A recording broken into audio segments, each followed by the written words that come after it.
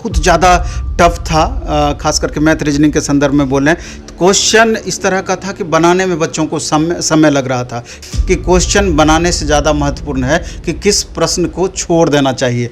सबसे ज़्यादा परेशानी स्टूडेंट को हुआ है रीजनिंग में। उम्मीद रखिए कि जून सेकेंड वीक में लेवल 5 के एग्ज़ाम का डेट आ जाएगा और जून में ही सारे तीनों लेवल का एग्ज़ाम होने की प्रबल संभावना है। इस स्टूडेंट को जनरल कैटेगरी में 70 से 75 के बीच मार्क्स आता है, उनको साइको के लिए बुला लिया जाएगा। तो साइको के लिए तो इतने मार्क्स में बुला लिया जाएगा, लेकिन फाइनल सिलेक्शन होने के लिए आपको 80+ मेरे ख्याल से होना चाहिए, क्योंकि जितना भी अभी मार्क्स आपको आएगा 70% उसका अलग कर लिया जाएगा। जब बाद में आप साइको देंगे तो उसका 30% अलग कर लिया जाएगा, तब दोनों को मिला करके आपका मेरिट बनाया जाएगा। नमस्कार, स्वागत है आपका लाइव बिहार में। मैं आपके साथ रूपम सिंह। अभी रेलवे एनटीपीसी का एग्जाम हुआ है। लेवल 6 9 मई को और लेवल 4 10 मई को हुआ है, लेकिन एग्ज़ाम देने के बाद बच्चे काफ़ी परेशान दिखे क्योंकि एग्ज़ाम का पैटर्न कुछ चेंज मिला। अब क्यों परेशान दिखे ये तो सर ही ज़्यादा अच्छा से बताएंगे। नवीन सर हमारे साथ जुड़े हुए हैं। नवीन सर, आपका लाइव बिहार में स्वागत है। धन्यवाद आपका। आप बच्चों का जो परेशानी है वो आप बताइए।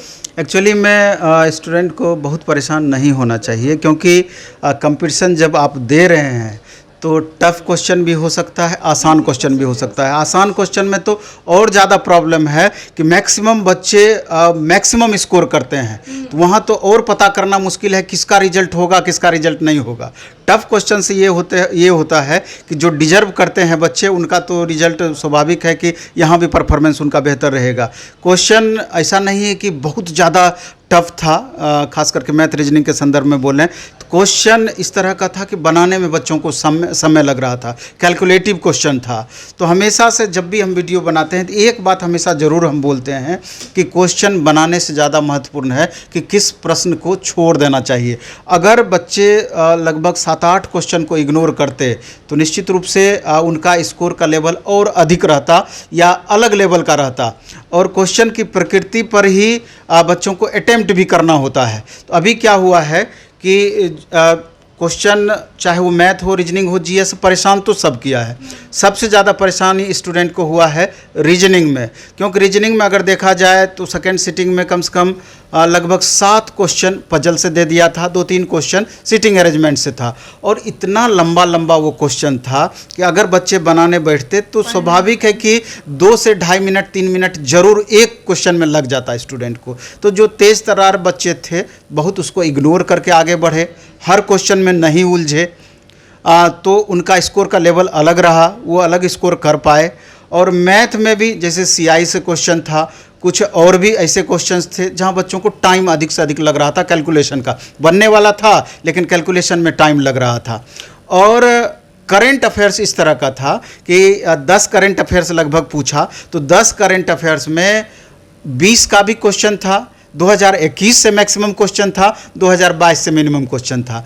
तो स्वाभाविक है कि जो स्टूडेंट कोई तैयारी करेंगे तो वो 6 महीने से साल भर का करंट अफेयर्स देखेंगे, लेकिन अगर उससे भी 1 साल 2 साल पहले का अगर पूछ दे तो परेशानी तो होना तय है। लेकिन स्टूडेंट को राहत थोड़ा इस बात से होना चाहिए कि जो भी परेशानियां हुई है पर्सनल सिर्फ उसके साथ नहीं हुई है, ये परेशानियां सभी बच्चों के साथ हुई है।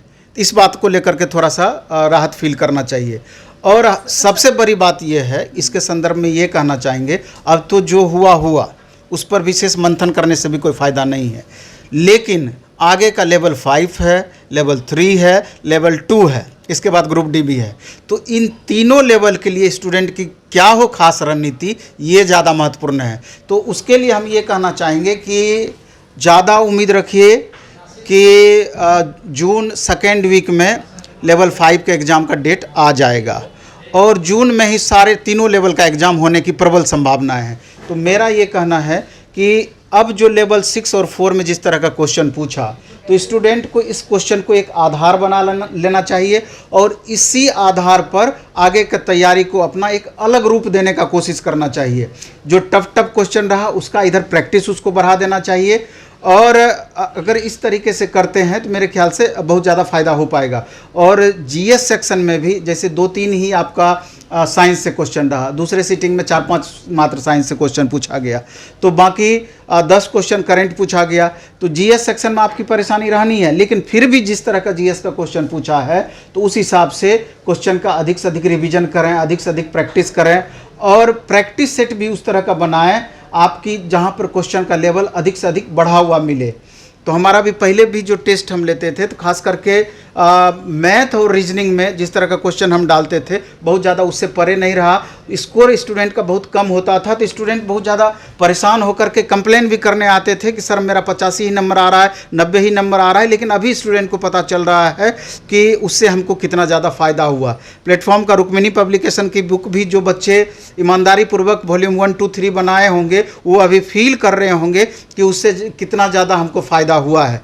तो इन तमाम बातों को ध्यान में रखते हुए सभी बच्चों से यही कहना चाहेंगे कि जिस तरह का क्वेश्चन पूछा है उसको आधार बना करके आगे की तैयारी करें। और जो स्टूडेंट अभी एग्ज़ाम दिए हैं उनके संदर्भ में हम ये कहना चाहेंगे हतोत्साहित ना हो। 1.5 लाख स्टूडेंट एग्जामिनी थे लेवल 6 के लिए, और 1.5 लाख में से 75% ओवरऑल उपस्थिति रही। उस हिसाब से आप देखेंगे तो 1,10,000, 15,000, 17,000 बच्चे अपीयर हुए एग्ज़ाम में, जबकि 8 गुना रिजल्ट दिया जाना है। 6900 के करीब सीट है, तो लगभग 51-52 हज़ार रिजल्ट दिया जाएगा। तो अब लगभग 1,15,000 में से 52,000 रिजल्ट दिया जाएगा, तो उस हिसाब से आप मान करके चल सकते हैं कि जिस स्टूडेंट को जनरल कैटेगरी में 70 से 75 के बीच मार्क्स आता है उनको साइको के लिए बुला लिया जाएगा। हालांकि कट ऑफ बहुत बात पर निर्भर करती है, सब बात को आपको ध्यान में रखना होगा। कट ऑफ सबसे पहले आपको ये ध्यान रखना होगा कि किस बोर्ड में आप फॉर्म डाले हैं, उस बोर्ड में नंबर ऑफ़ वैकेंसीज कितनी है, नंबर ऑफ़ स्टूडेंट कितने अपीयर हुए हैं, क्वेश्चन का लेवल क्या रहा है। इन सारी बातों को ले करके आपको तय होगा कि आपका कट ऑफ कितना जा सकता है। तो पीटी का साइको के लिए तो इतने मार्क्स पर आपको बुला लिया जाएगा, और कैटेगरी बाय कैटेगरी भी आपको अंतर पड़ेगा बोर्ड बाय बोर्ड। तो साइको के लिए तो इतने मार्क्स में बुला लिया जाएगा, लेकिन फाइनल सिलेक्शन होने के लिए आपको 80+ मेरे ख्याल से होना चाहिए, क्योंकि जितना भी अभी मार्क्स आपको आएगा 70% उसका अलग कर लिया जाएगा। जब बाद में आप साइको देंगे तो उसका 30% अलग कर लिया जाएगा, तब दोनों को मिला करके आपका मेरिट बनाया जाएगा। तो इस बात को आपको ध्यान रखना है। तो अभी आपको साइको के लिए नहीं सोचना है। जब आप तीनों लेवल का एग्ज़ाम दे देंगे, जिनका इस लेवल से ऊपर मार्क्स आ रहा होगा, तीनों लेवल का एग्ज़ाम देने के बाद आप साइको के लिए तैयार आप खुद को करने का प्रयास करेंगे। तो इस वीडियो में मूल रूप से सारांश यही है।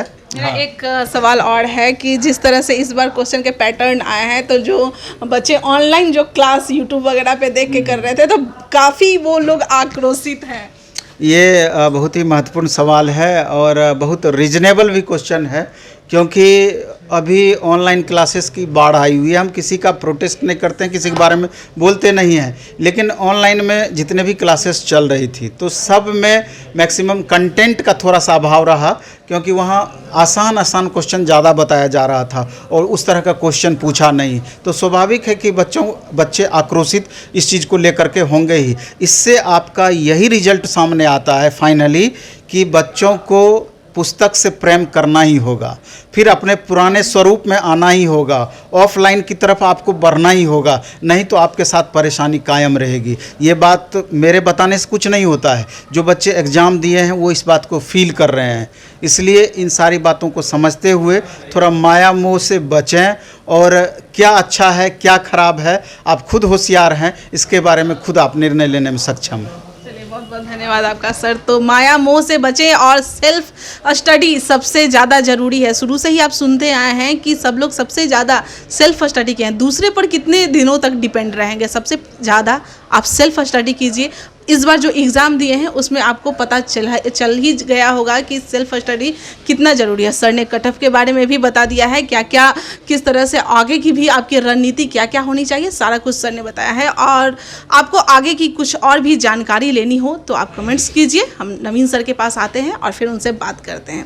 तब तक के लिए बने रहें लाइव बिहार के साथ। लाइव बिहार यूट्यूब पर सब्सक्राइब और फेसबुक पर लाइक ज़रूर करें।